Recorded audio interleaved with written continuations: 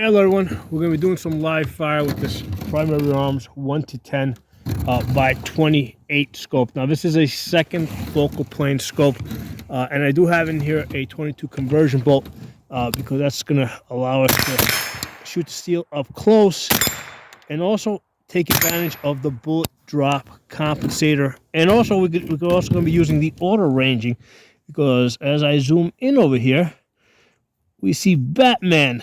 Okay, so now here's the thing: in order for the auto ranging to be any good, you have to be in max magnification. So when I zoom up to max magnification, I get on Batman. Well, he's also kind of squatting over there, so that's not going to help us, because it's showing us that he's inside of 300 yards, but his knees are bent. So let's try to go across the chest. If we go across the chest, he's definitely inside of 400 yards. But is he at 200 or is he at 300? It's kind of hard to tell. I think the width of that horseshoe is at 200 yards.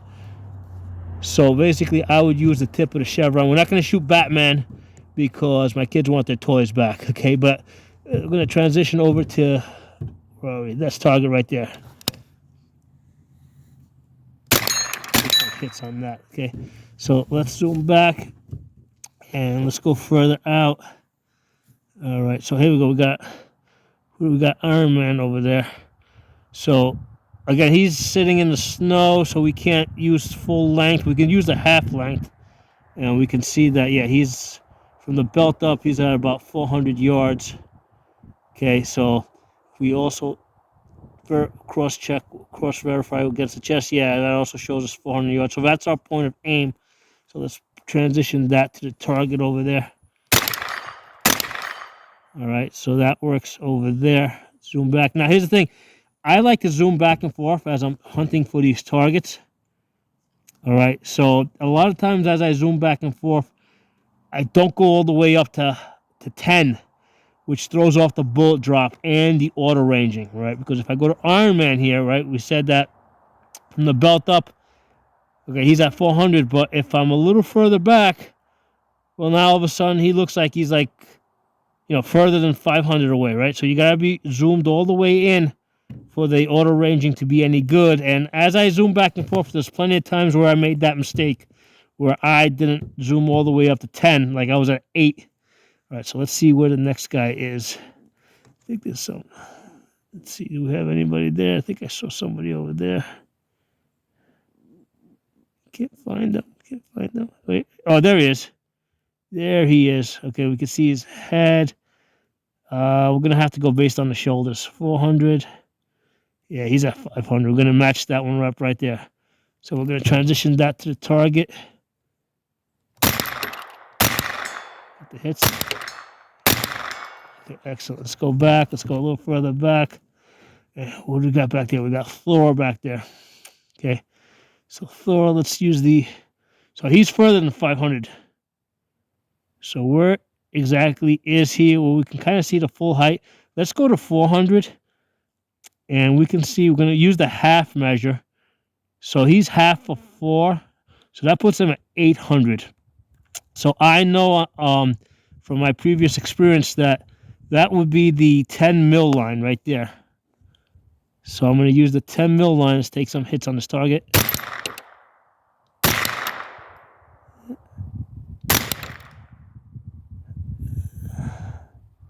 See, maybe I went too far.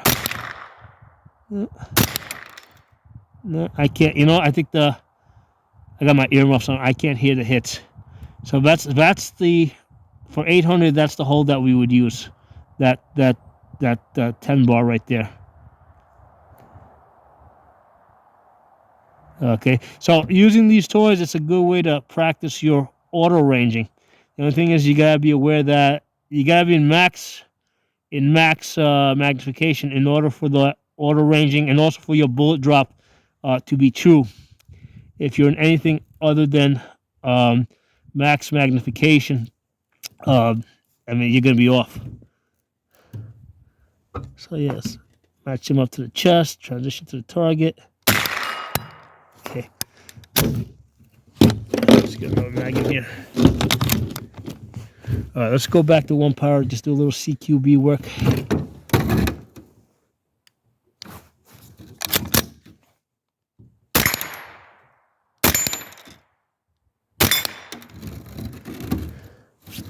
Zoom up a little bit. So the tip of the chevron is accurate in all magnifications.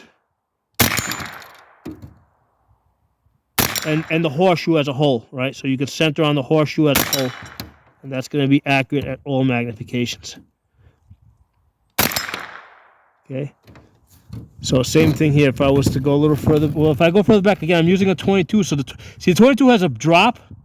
So if I can't use the tip of the chevron there, I actually have to use it. It's kind of cool how it lines up. But here's the thing: like right now, I know that I should be using the 4 at that distance. However, I'm at 3 power, so I gotta zoom up all the way to 10. So here's the thing: you see at 3 power, see this is my hold right at max. But if I'm at 3 power, oops, hold on, let's go back to that. Hold the gun steady. All right. So if I hold the gun steady and I zoom back, well, now I'm going to be over the target. So that's one of the things where I sometimes get kind of like mixed up, or I just forget. I forgot to go all the way up to 10 power. So that one over there, we have him at, I think, let's find him again. So he's at, we said, about 500 yards. That's our hold right there. You can hear the dings. All right. So I hope you guys enjoyed this video. So this is a $450 scope that has lots of features. It really allows us to make use of the auto ranging features, and you know, like if you got like realistic, like these toys over here, they're about 12 inches tall. You're able to use the toys to practice the range estimating, and using 22s is great because here's the thing: inside of 100 yards or inside of 200 yards, I can really make use of the mill grid. So the only drawback to the second focal plane scope is that I have to be in 10 magnification, because as I zoom in, what happens is none of that's true. Like none of those holds are true. And this also has leads on it. So for example, if Batman, let's say we got Batman over there, right? Where is he? If he were to start running, let's say to the left, well, if he were, you know, if he were running, I would use that black dot to lead him, right there. If he were running, if he were jogging, I would use the middle one. If he were walking, I'd use that one. Let's go a little further back. Well, he's sitting, so he's not. But let's say if he gets up and he starts running to the right, right? Gotta go to max magnification. If he starts running to the right, I would lead him with that black dot right there. If he's jogging, I would lead him with that one. If he's walking, I would lead him with that one. So this has the now, of course, somebody could be moving diagonally, so that will also throw things off if he's moving diagonally. But here's the thing: if you shoot ahead of somebody, right? Let's say this guy gets up and starts running to the right, and I start leading him there, and he starts seeing bullets dropping in front of him. He's going to stop running forward if he sees bullets landing in front of him. And when he stops running, you know, then you put your hold on him. So we know that he's at 4, so that's the hold I would use right there. So $450, you get a really a feature-rich scope here that goes all the way up to 10x, and it allows you to practice lots of things. You can practice milling. You know, you got the mill grid underneath. The way you use that mill grid is like a, it's almost like a map. So let's say let's go back to this guy over here. So if I take my shots, right? So I know I got to be on 4, but let's say the wind's blowing my shots, let's say 2 dots over to the right, and I see my bullets impact 2 dots over to the right. Well, then I would just transition that dot to the target. Or if I see it's just 1 dot, I would transition. So wherever you see the impacts, whatever dot you see the impact on, that you transition that dot to your target. So this is an excellent scope. Again, I wish Primary Arms would make a first focal plane version of this that had all these features. You know, in that $400 to $500 range.